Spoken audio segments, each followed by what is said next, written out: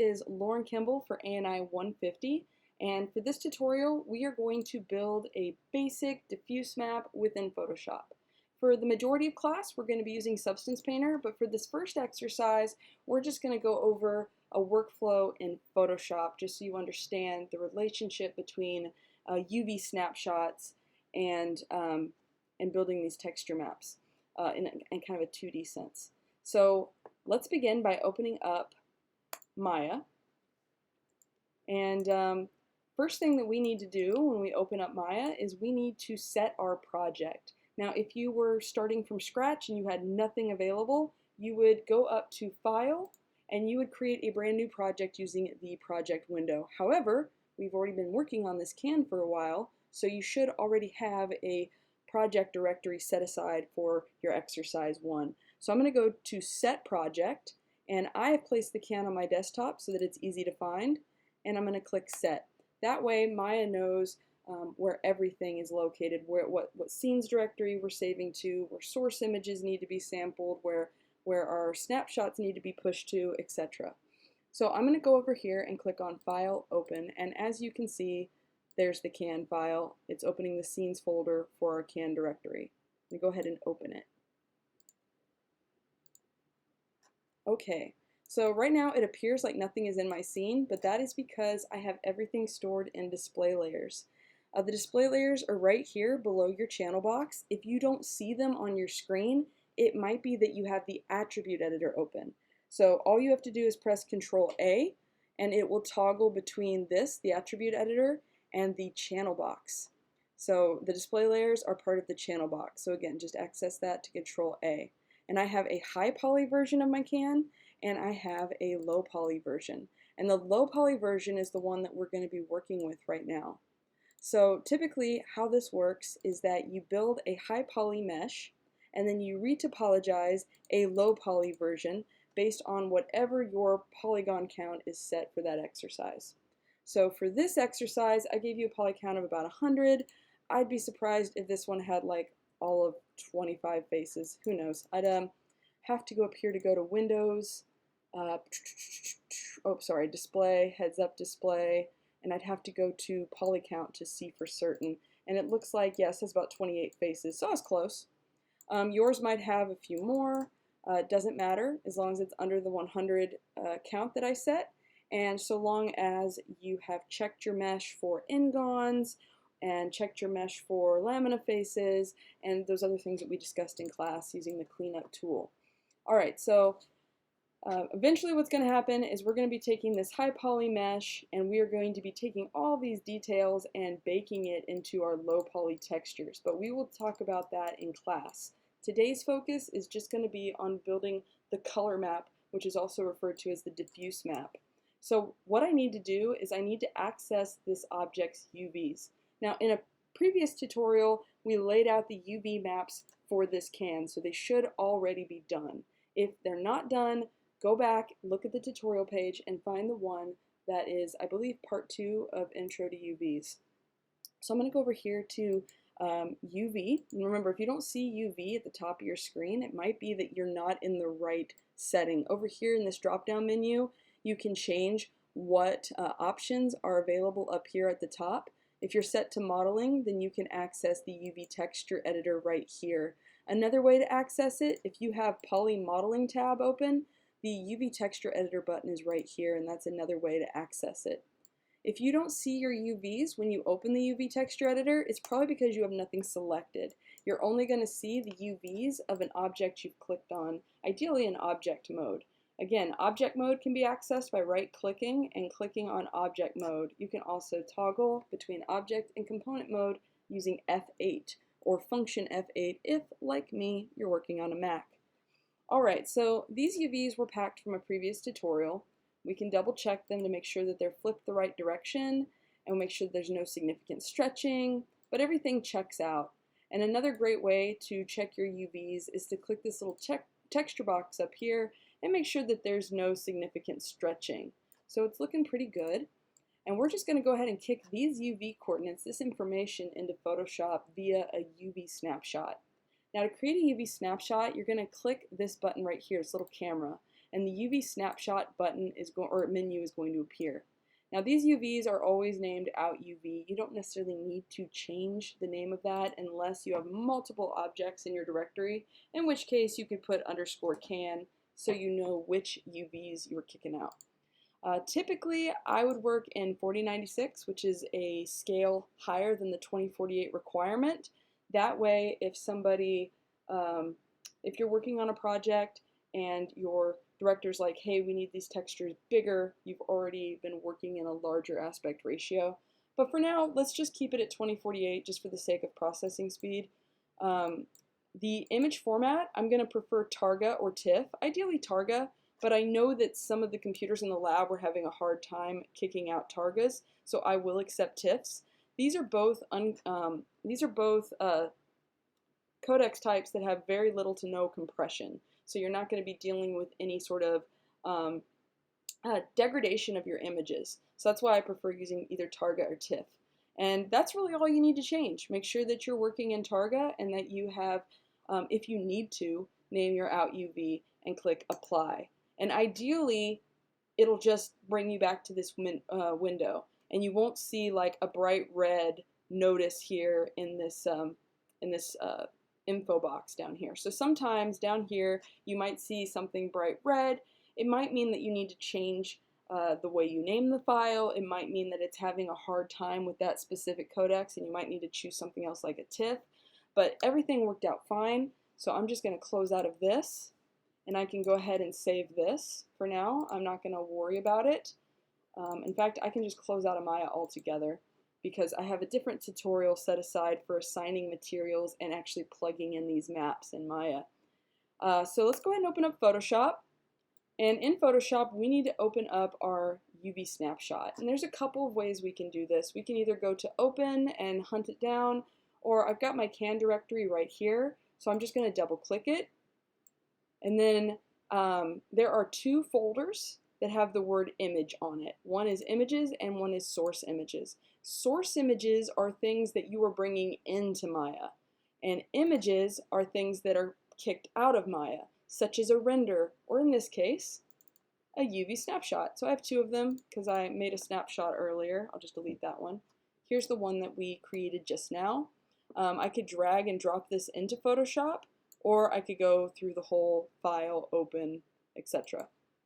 Okay, so now we are inside of Photoshop, and this is where the majority of what we're doing is going to, the majority of this tutorial is going to be taking place.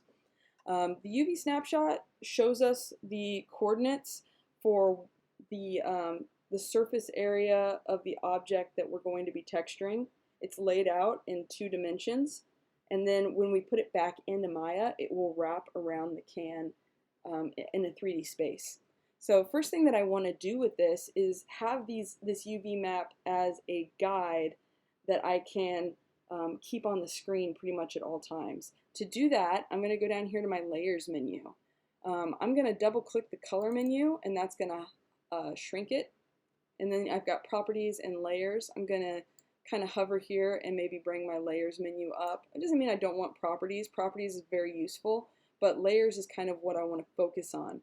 I'm going to, when you bring in anything that is like a compressed image, like, well, not compressed, but any image that doesn't have layers, you're going to have typically a single layer that has the word background on it. And in order to start working in layers, you've got to unlock that. To unlock it, you just double click it, and you're going to name it. And this one I'm going to go ahead and name my UV snapshot, or I could just call it my guide. That'd be pretty helpful. UV_guide. Now I know what this is, and I'm going to press OK.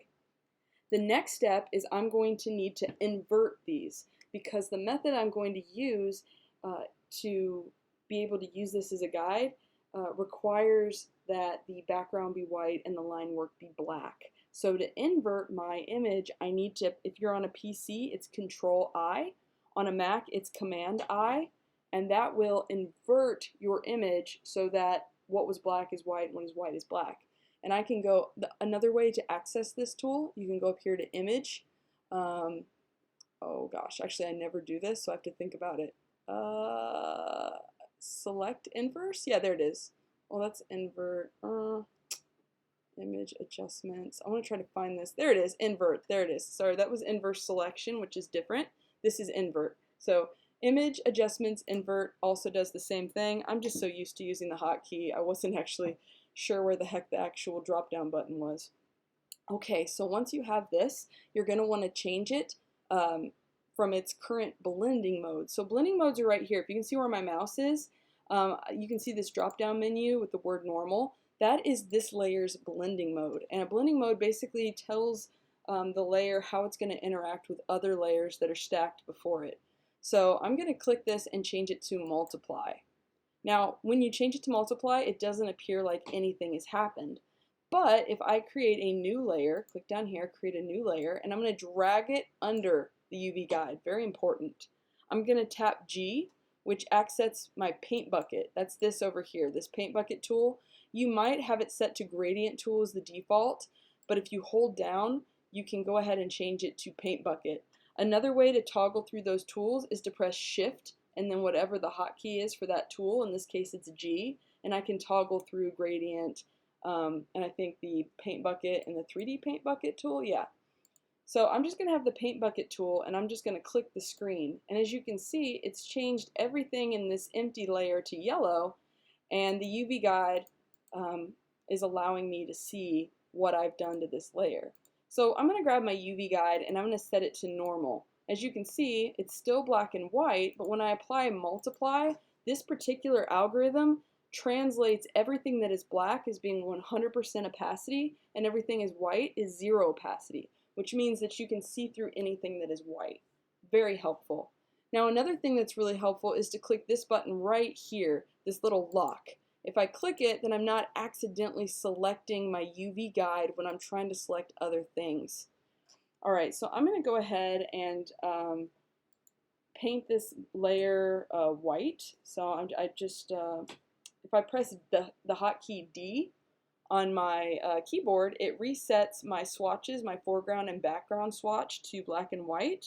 And if I tap X, I'm able to toggle, as you can see, toggle between that black and white and my foreground and background color. So I've toggled it to white, and I'm just going to have a white background just because the transparent background, oh, I guess, never mind. Yeah, for some reason I had it in my head that that would show transparency. Never mind, I'm just going to delete it. So I've got no layers. Alright, sorry for the confusion. So I'm going to minimize Photoshop for a minute, and I'm going to open up my reference folder. So these are some references of some cans that I collected online. And not that I have to make my can look like this exactly. This is going to be a great bit of inspiration for figuring out what I want my can to look like. Because a brand new clean can is boring. You add a little bit of grunge and you're telling a story. And this story says that maybe these cans are part of an old cabin that was abandoned. Or maybe these cans were left in a town that was evacuated, maybe because of some sort of calamity. Who knows? There's story here. It's not just a brand new can that you got from the Hy-Vee. They've been there for a while. So I'm going to keep these up in my browser, and I'm also going to open up my can directory. Before I started this tutorial, one of the things that I did was I went online and I started looking for some cool textures to build my can with. And so I'm going to go to I've been storing these in my source image folder just as out of a convenience. Doesn't necessarily these need to be there.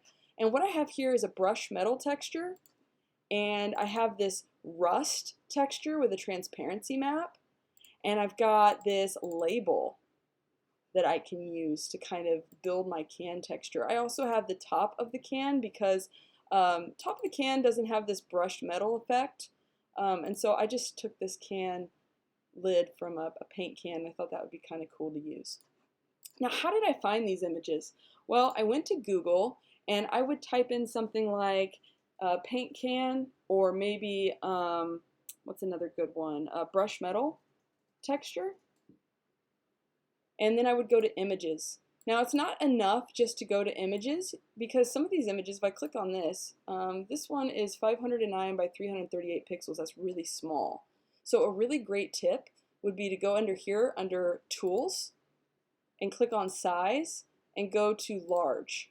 And now it's going to search for brushed metal textures that are of a bigger size. So if I click this one, for instance, this is 1160 by 772. So much bigger, better resolution, less pixelation. Now, if you were a professional texture artist, you might want to go out and get your own photographs, like take a really nice camera with a lot of pixel density, and just go out and, or with lots of megapixels, is what I meant to say, and go out and take your own high resolution pictures. But there's also, for an assignment like this doesn't hurt just to go out and find textures. Now the transparency texture, I typed in rust texture or decal, and you get all these rust stains that people put online. Now, just because they have a little checkered background doesn't mean they have transparency. If I drag this over here to my desktop and open it, it still has those checker boxes. So it's not truly a transparent image.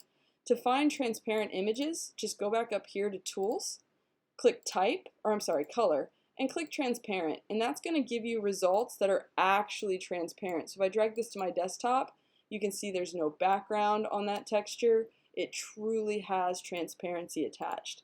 It's truly like either a GIF or a PNG, which are the most common file types that have transparency. So this can be a really fun, quick way to incorporate some rust. Let's take a look at this one. I really like that. That's cool. It's really quite neat looking. All right, so I'm going to just drag these into my file because I think that'll be fun to incorporate. All right, so let's go ahead and begin and go back into Photoshop. And the first thing I'm going to do is I'm going to set up some layer maps because I think layer maps are really, really helpful. Or not layer maps, layer masks. I misspoke. So what I'm going to do is I'm going to create a couple folders. This first, you create folders down here in the Layers menu by clicking on the Create a New Group. So a little folder is actually called a group. It's important that the UV guide stays on the top of the pile because it only works to show you what's underneath it. If you build anything on top of it, then you lose the benefit of being able to see this guide. All right, so the first group, I'm going to call this the side of the can. And this top group, I'm going to call the can lid. And I'm going to click on side of the can and create a new file, or new layer. I might not have needed to do that, but let's see. And let's go back to that source image folder. I want the brushed metal. Let's see, source images. Where did I put them? There it is. I'm going to grab this brushed metal, and I can either drag or drop it in, but I think what I want to do is just Command A, Command C, which is Control A, Control C on your computers. That's select all and copy. And then I'm going to close this, go into Photoshop, click on this new layer, and paste, which is Control V or Command V. So this is one way of bringing something, oops, whoa, my goodness, sorry, that I still had paint bucket on. This is one way of bringing a texture into your scene. Another way would be to drag and drop a texture. So let's just take this, this rust decal and drag it into my scene. Now when I did that, you'll notice that it's not really the same as the brushed metal. The layer is a little bit different. It's not gonna be able to draw on it. When you try to draw on it, it won't let you. And that's because when you drag and drop something into a scene, it creates something called a smart object. And the way that you'd fix that is, one, you can try to draw on it, and it'll say, hey, do you want to rasterize this? And you say, okay. And now you can work on this layer. The other thing that you can do is you can right-click, and let me just press undo. You can right-click and actually, why am I not seeing the option? There it is. You can actually right-click and go to rasterize image, rasterize layer, and that'll also turn off the smart layer capabilities. Now I'm going to delete this for now, and I'm going to name this one my brushed metal layer. So there's two types of people in the world when it comes to Photoshop. It's the really organized people and the not organized people. I'm one of the organized people. So you're not wrong if you want to make things like super chaotic, but I would recommend organizing things so that you know where they are if you need to change them. Okay, so actually I really like the brushed metal. I like how it looks on the can lid. I may just leave this as it is, but I still want to show you how to create a mask because they're super, super helpful. So let me show you what layer masks are about. I'm going to turn off these folders and I'm going to go back to my UV guide and I'm going to unlock it. And I'm going to go over here to my fourth tool down on my toolbar is my magic wand tool. Now by default it's set to this thing called object selection tool. I'm not as big a fan. I like the magic wand tool. And it basically, let me make sure I've reset this tool to its default so that it's just like yours. Set tool presets, there we go. Okay. Don't save. Did it fix it? Oh, maybe not. Reset tool. Sorry, I pushed the wrong thing. Reset tool, there we go, 32. By default, your magic wand will be set to a tolerance of 32. I just wanted to match you. Okay, so basically what magic wand tool does is it selects areas that are within the same lines. So if I press Q, that's quick mask, you can see my selection is this white area.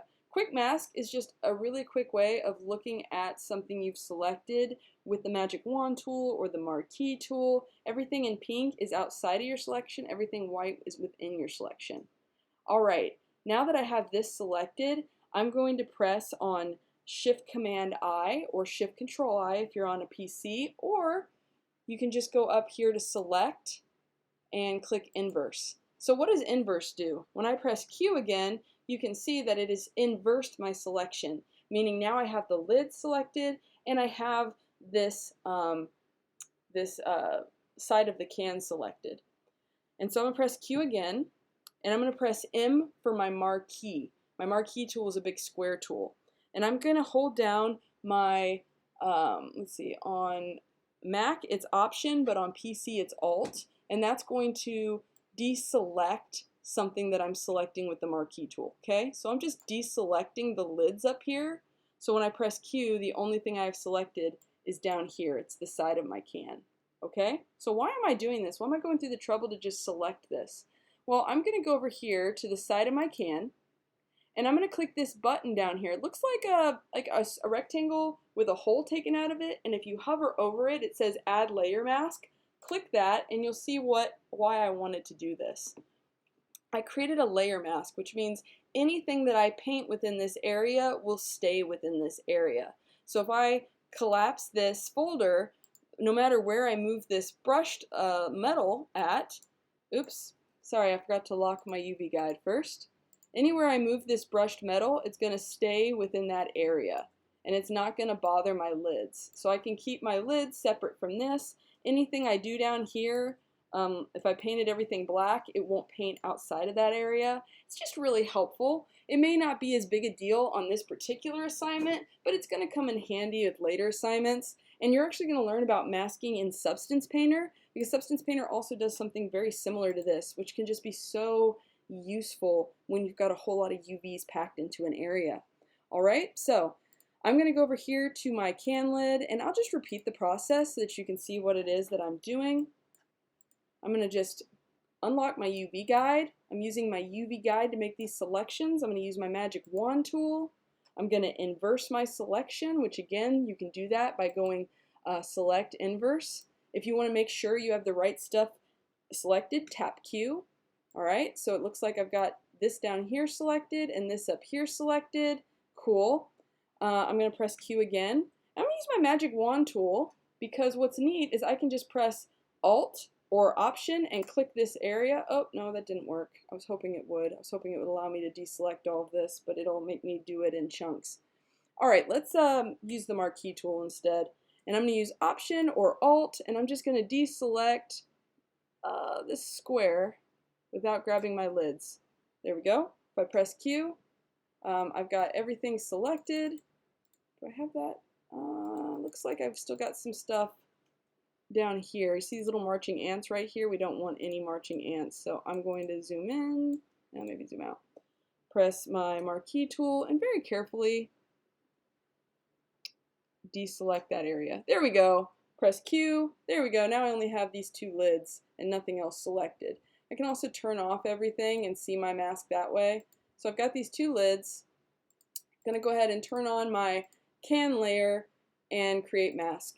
And now the same thing, anything I put in this folder, no matter what it is, so if I create a new file inside this folder and I were to just fill it in black, it will only fill in the cans. It's a really helpful tool. You don't have to do this. If this is confusing you or stressing you out, don't worry about it. This is just something I like to do because I find it helpful. Another thing I find helpful is organizing things by color. I like to right click and have different folder colors for what I'm working on. I'll just use blue and orange, so everything that's in orange is in my side of can folder, everything that's blue is in my top of can folder. Cool. Alright, so let's see. I was originally going to just use this brush metal for the top of my cans too, because I think that looked good. I'm just going to duplicate this. To duplicate a texture layer, you just drag the image that you have over the brand new button. So down here you've got the, oops, let me undo that. Down here you've got the new layer button. I'm going to delete that layer. And you can just drag something over it and duplicate. So now I've got this brush metal copy and I'm going to move it into my cans folder. And so now I've got the same texture up here. I just, oops, forgot to lock that guide. Very important. So I can just go in and, you know, have that brush metal texture everywhere. I just like it. I think it looks good. It's a good looking texture. Yeah, so we've got the base now for our maps. Let's go ahead and work on the label a little bit, okay? So I'm going to minimize this and I'm going to grab this layer and I'm going to drag it into Photoshop, and when I just drag it into Photoshop, it creates a new tab. So I've got my can here and I've got my label here, which I did on purpose because I really want to mess this label up. It's way too clean and pretty. I just want to go crazy with it. So one thing I'm going to do is I'm going to double click this and create its own layer. I'll just call it label. That way I can have transparency if I erase anything. We're going to use custom brushes to just sort of paint on this and play with it. First thing I'd want to do is maybe make it look a little weathered. And weathered would mean that not all these colors are super perfect and vibrant. So how are we going to do that? I'm going to actually use my eraser tool. So I'm going to tap E, and that's going to activate the eraser tool. And eraser tool, just like it sounds, you can just erase with it. But, you know, actually, yeah. Do I want to use the eraser tool for this? I don't think I do. Sorry, I'm just jumping around a little bit. Forgive me. I'm actually going to use the brush tool for this. Yeah, so the brush tool, you can go ahead and paint with color with this. We will come back to the eraser tool later. I just don't want to get ahead of myself. I'm going to use the brush tool, and inside the brush tool you have these general tools like general brushes, dry media, wet media. My favorite brushes are the legacy brushes. These are the brushes that first came with Photoshop, and to access those you just click on this little gear and you ask for the legacy brushes. There it is, legacy brush. And when you do that, it adds a subfolder. And I just love the options that are down here, and these are the ones I'm going to use. So the first thing I want to do is I want to create kind of like maybe some droplets on it, like, you know, like maybe something got spilt on this at some point and it's water damage. So let's go under the legacy brushes and see what sort of things we have. What's under natural brushes? Okay, cool. So it looks like they've got this thing called stippling. Let's see what that looks like. I'm going to scale this up. You can scale this up by clicking on size, or you can use the little bracket tools next to the letter P, and every time you tap it, oops, sorry, I'm still up here in the size. Whoopsie, I gotta click off of this slider first. Every time you click it, as you can see, it can make things bigger or smaller. Okay, cool. That's kind of neat. That's a good start. I'm gonna use this as a base and just go ham with it. To mess with the brush and to change its settings so that you can do more cool things with it, press F5 or function F5, and that's going to open up your brush presets, okay? Under brush presets, you've got all sorts of cool things you can do to this. You could space it, so now you can see it's got a little bit more of a grubby look, or not, you know, like a speckled look. Before it looked like a brush stroke. Now when I add spacing, yeah, it's got more of a speckly look. I like that. I'm going to click on Shape Dynamics next. Let's add a Shape Jitter. Shape Jitter is basically going to adjust the size. So every time I'm drawing with it, sometimes it'll be small, sometimes it'll be large. That's fun. Let's go ahead and play with the angle jitter too. When I turn that all the way up, every time I draw with this, it's rotating. So it's adding a little bit more noise and info. It's just making it more interesting. Scatter, you gotta be careful with. Scatter can be fun because it can mess with the placement of things, but if you add too much scatter or too much count, it'll really bog down your RAM. Let's see, what else? Transfer. Transfer allows you to add some opacity. So as I'm drawing with this, the opacity changes. That's pretty fun too. Maybe wet edges. Let's see what that does. Okay, cool. So wet edges changes the opacity around the edge of the tool as well. I like that. What about buildup? Don't really notice a huge difference with buildup. Let's see, what else? We could add noise. We could do dual brushes where we superimpose a texture onto our brush. Color dynamics can be fun. Color dynamics will allow you to jitter between the foreground and the background colors. So as I'm drawing, you can see I'm getting grays and blacks. If I go over here, I can choose something more rustic. So let's say like a dirty red color. So we've got this, let's see, let's go to hue and see what kind of stuff we got. I like red. I want to saturate it a little, so I'm going to go saturation and just take out some of the redness of it. Go to the black levels and maybe make it a little darker. I want it to be a little bit more saturated than that. Maybe adjust the hue so it's a little orangey. Yeah, I like it. So I've got this kind of cool orangey color. Maybe I choose like a green as one of my colors. Let's see, I want to saturate that. I want to maybe add some black to it. Desaturating gives it kind of a grayish tone. I don't want it to be like a super bright green. I want it to be a little bit more subtle and mossy. Okay, so I got this brown and this green. I'm going to create a new layer, and I'm just going to call this like a grunge layer. And let's just see what happens. That's kind of fun. I kind of like some of the output of that. I'm going to go ahead and play with the blend mode on my brush. That's another cool thing you can do. If I go up here, well, I can, ooh, I'm getting ahead of myself. Let me play with apply per tip in the brush settings first. Ooh, that's rotating between the green and the red more. I like that. Okay, that's more of what I wanted. So that's the first thing I'm doing. The other thing that I'm doing is I'm going to go over here and maybe play with the blend mode on my brush. So not only can you play with the blend mode in the layers, but you can go in here and play with the blend mode in the brush. So I can go to multiply, for instance, and I can go in and just see how that affects things. So that kind of made things a little darker. If I were to do like overlay, I don't really see a difference with overlay. Let's see, maybe what's something fun? Maybe colored burn? Nah, not really feeling it. What about color dodge? I'm not really seeing a huge difference there. That's kind of disappointing. Sometimes it's really obvious that there's a change in things, sometimes it's not. I'm going to go ahead and use multiply, maybe drop the opacity down a little, like say 70%, and just maybe run some of this over it a little, like maybe just give it a sense of maybe some water damage, maybe a little bit of, I don't know, just give it some character. Alright, so another cool thing I could do is I could go ahead and give it kind of a cool rusty drip. I like the idea of doing that. What kind of brushes do we have that could do that? I'm not seeing anything in this folder. Oh, we got a second natural brush folder. Ooh, yeah, look here. This is cool. I like dry brush. Let's look at this bad boy. Not seeing much about it. Oh, I like that. Let's go ahead and put this back to normal and up the opacity. And let's set this to black and just get a good look at what we're seeing. Oh, that's cool. I like that. All right, what can we do to this brush? Maybe space it out a little. Ooh, I don't know that I like that because it's got this kind of hard angle to it. I don't know if I like that. Let's see.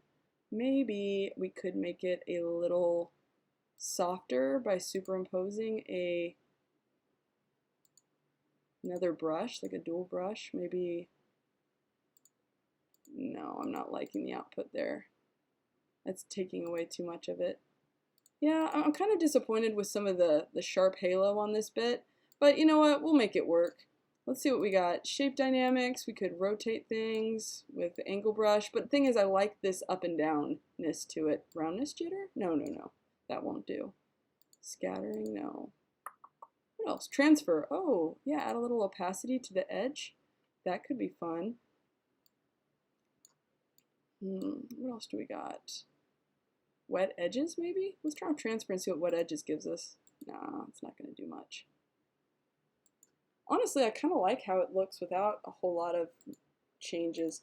Let's go back to our color swatch. So up here under swatches, you can actually select previous colors. So I'm going to grab that green, press X, and click that red. And I'm just going to go ahead and play with color dynamics, apply per tip, foreground, background, and maybe just let it add some of this drippy feel. Maybe I can flip the brush around so that this drippy effect is going the other direction. Yeah, just kind of add in some ick to it. Now, I also want to probably fade some of this. I had mentioned fading the label a little bit. There's a lot of brushes you can use for that. I'm thinking the Dodge Tool, Burn Tool, and Sponge Tool set. So I always forget which one does which. I want to say it's the Sponge Tool that's going to desaturate your piece. So I'm going to build this up, really make this brush big, and I want to get on the label layer. And it's making it darker. Set to desaturate. Maybe saturate? No, I don't want saturate. I definitely want desaturate. That's interesting. I was kind of hoping it would gray it out as opposed to darkening it. Don't know that I like that as much. What's another thing we could do to really fade this a little bit? Maybe we could use the brush tool. And let's go choose a softer general brush, like this soft one here. Okay, cool. Like that. I'm going to set it to black and white. So let's press D. So we got white going on. And let's see if we've got something here for saturation. Yep, we do. Yeah, look at that. That's cool. I don't know that I want it to be that gray per se. Maybe, what happens if I use black? No, not really. I don't really like how that looks. Let's try to change the opacity down to like 50. Yeah, it's really making it darker. I was kind of hoping for something a little lighter.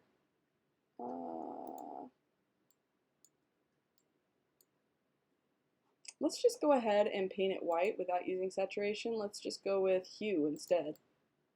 I don't like what that does either. Maybe normal? Yeah, let's just use normal with a little bit of opacity applied. I just want to make it look a little grayer, you know? So I'm just kind of bringing it in just a little to take out some of the color.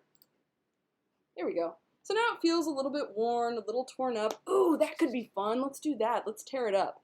I'm going to take these two layers and I'm going to combine them. You can combine them by pressing Command E. And then what you can do is I'm going to grab my eraser tool.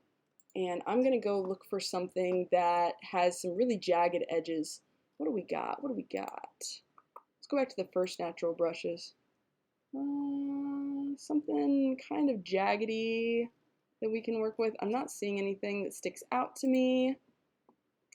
Go back over here. This is kind of cool. Maybe this will work. Let's take a look at it. Make it bigger. Oh yeah, we can make this work. All right, I'm going to press F5.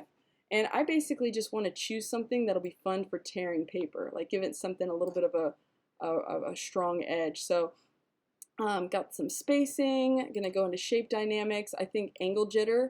Oh, look at that. That looks cool. It looks kind of like tattered paper, right? Cool. I like that. I'm going to just keep it like that. And I'm going to shrink this down. So let's bring it down. And remember, we unlock this so that anything we erase is transparent. So I'm just going to go in and poof. Oh, that's too big. Yeah, just kind of give it a little bit of a papery tear. I feel like it could choose something a little better. I mean, it's got that edge taper to it, but I don't know. It's kind of hoping to do some scratches. Let's see. That's kind of cool. Let's go along the top with this. Make it a little bigger.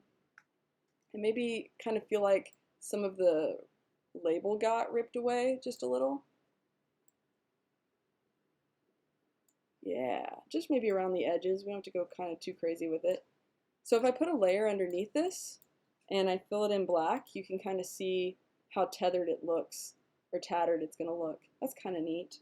I could probably put some scratches in. I'll make really tiny scratches, like, let's grab that grunge layer again, like that. Oh, it looks too clean. Looks way too clean. What else do we have? Oops, wrong layer. You know what?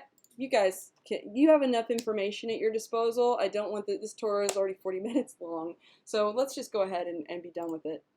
All right, so I got this cool label. I've merged my layers, which is Command E. You can also go to Layer, Merge Visible Layers. If you flatten the image, then you lose transparency, so don't do that. And I'm just gonna Control C and paste it into my can area down here and shrink that layer, label down.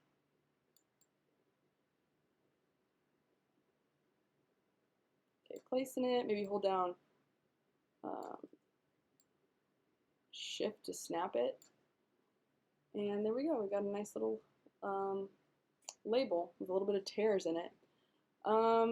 Other thing that we could do is we could paint up some of these lids and add some rust there, but you already know how to paint rust because you followed along with me on the Campbell's part of the tutorial. The other cool thing we could do is maybe add some rust decals. So let's go back over here and bring our old friend the rust back in. What if we were to put this on the top of the can? I don't actually remember which of these circles is the top, so we may have to come back in after we figure that out and experiment. So maybe add some cool rust there. That looks kind of cool. And the other thing we could do is I could use that splatter. I really liked this one. So I'm going to copy it and bring it into my scene.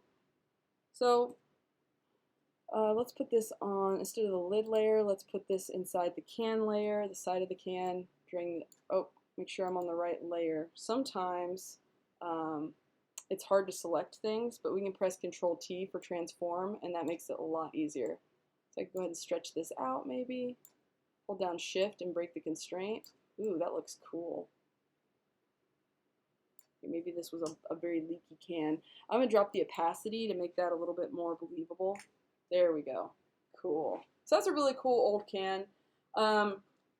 When we meet in class next, we are going to superimpose into this diffuse map a ambient occlusion map. That is going to, the AO map, when we bake it, is going to show us where all the little rings are on the top, and it's going to add an extra bit of definition to this map. So make sure that your texture map, you save this as a Photoshop file as well as a Targa for when you export this. I would recommend going to have a bottom layer too, like maybe have a gray background instead of a transparent background, something that will catch any seams that might be made. There we go. Yeah, perfect. So you want to make sure, actually that gray could do a little bit better of matching this gray. Let's do that. So I made that as a sort of spillover if there's any seams that I might have accidentally not quite touched when I was building my maps. But yeah, so I recommend turning off the UV guide before you plug this into Maya. And you're going to want to save this as, so I'm going to go ahead and save as, and I want to save this in my source image folder so I know where to find it. So let's go find that source images folder. And I'm going to name this can master, because this is my master file. Okay? And then when I'm ready to save my diffuse, I'm going to go File, Save As. Now I know, real quick, that typically we want to save Targa, but the computers at the school have been kind of touchy about that. If you're going to save a TIFF, I would recommend maybe temporarily merging your layers. So I can go over here and flatten my scene before I save as a TIFF, and that way I just don't have all that layer information, and it'll make for a smaller size. So can diffuse, save it, press OK. I get that. Okay, and then you can just press undo, and now you've got your layers back for the master file. All right. So there's another tutorial on Canvas. This one's already ran heck of a lot longer than I intended it to. I got a little carried away having fun. Basically, build up your can tutorial as an exercise, or not can tutorial, your can exercise, your can diffuse map as an exercise, and have that ready for class. We're gonna ultimately do a different workflow in Substance Painter, but I think it's beneficial to be able to do things in Photoshop. So there you have it. If you have any questions, let me know. Send me an email, and I will see you all in class. And for anybody who's just happens to stumble upon this on YouTube, I won't see you in class, but there you have it.